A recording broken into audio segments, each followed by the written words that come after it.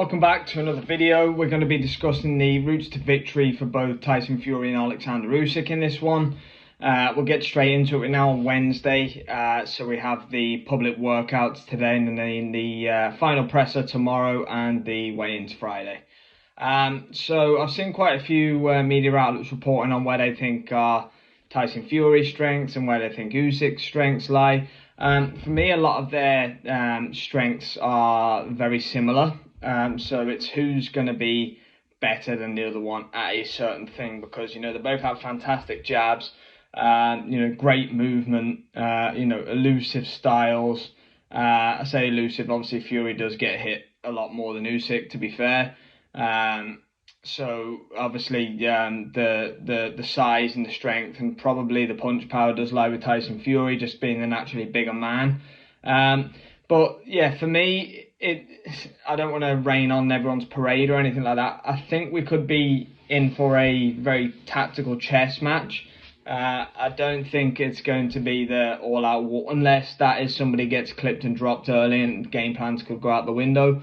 But I think we could get a bit spoily, jab grab kind of Fury style. I think it'd be interesting to see who comes out and takes centre ring. Can Fury impose his size on Oleksandr Usyk? That's the big question. If Fury can, it'd be a long night for Usyk, but Usyk's fought Joshua and other bigger people than him who haven't been able to. But obviously Fury has smarter feet, is a better boxer than Anthony Joshua. So yeah, I'm out there with Fury points. I have to stick with that, but there's plenty of routes to victory for Oleksandr Usyk. His footwork is absolutely amazing.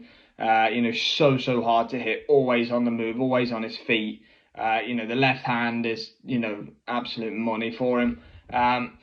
He tends to break you down, wear you down, bamboozle you later in rounds. I'd be very surprised to see an early knockout from either fighter, if I'm being completely honest, unless one of them just find the Hail Mary. Which, I think the first few rounds, and understandably so, in a fight of this magnitude, will be very cagey. The old downloading data,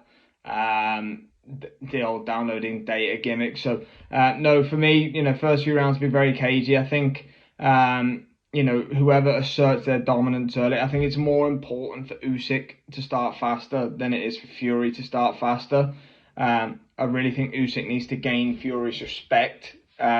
If Fury comes out, takes centre ring and is able to push Usyk back, and I know this is a stretch, we've never seen anyone do this to Usyk, but let's be honest, in both scenarios, they're both in the toughest and hardest fight of their career. They're both fighting the best man that they've ever been in the ring with, so any outcome is possible.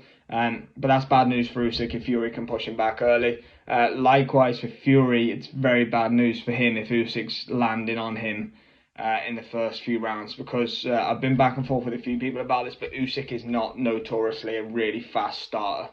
Him and Lomachenko are the same. Lomachenko is, they do like to get their eye in. They're not slow starters. They don't give away rounds, but they like to get their opponent's time in and see basically what they're up against in the first, at least, couple of rounds. But you don't want to be 3 or 4-0 down to Tyson Fury in 4 rounds. You don't want to go chasing around the ring, because Fury will be able to pick off and counter. A lot's been made about the Usyk body. I think Fury definitely needs to invest there. He's down in the WSB, I think amateurs to the body, the whole Daniel Dubois fiasco. Whether you think that was low, whether you think it wasn't.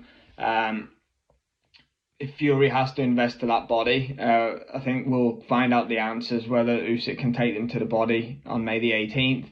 That's a big factor for himself. I think Usyk has the better engine. I definitely think he can outwork Fury.